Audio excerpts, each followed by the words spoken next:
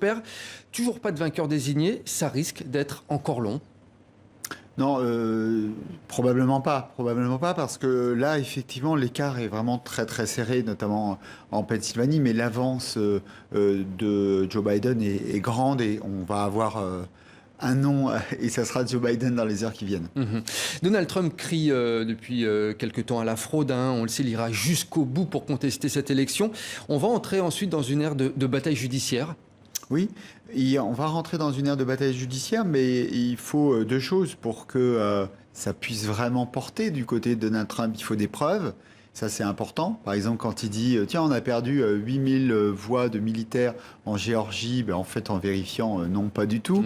Donc il faut vraiment des preuves. Et puis, il y a la question qui est essentielle de est-ce qu'il y a un État où ça va être la bascule, c'est-à-dire comme en Floride en 2000. C'est-à-dire que s'il y a suffisamment d'avance pour Joe Biden dans plusieurs États, il faut même rajouter l'Arizona dans les États, là, il ne pourra pas dire, bah, tiens, dans cet État, il y a eu une bascule. Donc ça semble quand même difficile pour lui. Généralement, il faut passer un coup de fil à son adversaire et le reconnaître sa défaite. Et là, il ne va pas le faire. Mais même s'il ne le fait pas, et là, c'est mal engagé pour qu'il le fasse, même s'il ne le fait pas, ça continue le processus très rapidement. Certification des votes par les autorités locales d'ici 6 à 10 jours. Et puis ensuite, le 14 décembre, le collège électoral qui se prononce. Et ensuite, le 6 janvier, le Congrès se réunit, valide, et le 20 janvier, l'investiture. Il peut encore l'emporter, Donald Trump, ou c'est vraiment compliqué là? Arithmétiquement, il peut remporter tous les États. Mais en fait, sur le plan de la dynamique, non, il ne peut plus l'emporter. Joe Biden, si il est élu, il va hériter d'un pays, on le voit, relativement coupé en deux. On parle même parfois d'États désunis.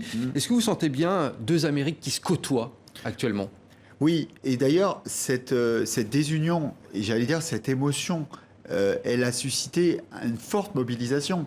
Parce que et l'un et l'autre, il y a eu presque une vague rouge et une vague bleue. Tout le monde s'est déplacé pour voter, forte mobilisation, et des Américains très très divisés, vous l'avez dit. Ça va être compliqué pour Joe Biden. Il va falloir composer avec le Sénat, qui sera probablement républicain. Il a un talent quand même pour passer des accords. Et puis, il y a quand même une chose, c'est que fera Donald Trump? Donald Trump, il est à la tête là, de 70 millions de gens qui ont voté pour lui. Ça veut dire un pays aussi plus grand que la France, que le Royaume-Uni, vous imaginez.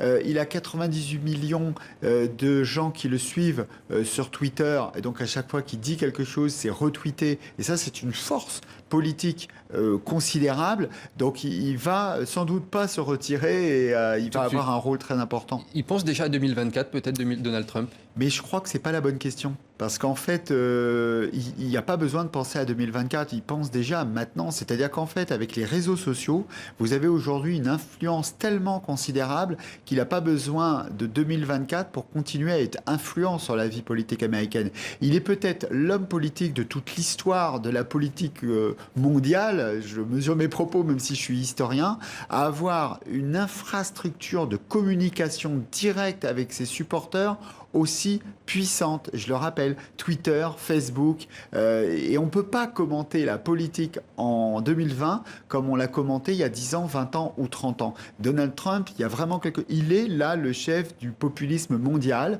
une sorte d'international des populismes, qui est un paradoxe, parce que le populisme est plutôt ethno-nationaliste. Donc vous regardez, d'ailleurs, vous commentez Donald Trump dans n'importe quel pays du monde, vous avez des supporters de Donald Trump dans tous les pays du monde qui vous envoient des tweets, etc. C'est la force de Donald Trump, sa force numérique très très puissante. Il ne fera pas comme George Washington, il ne va pas se retirer dans sa résidence en Virginie du Nord comme l'avait fait George Washington.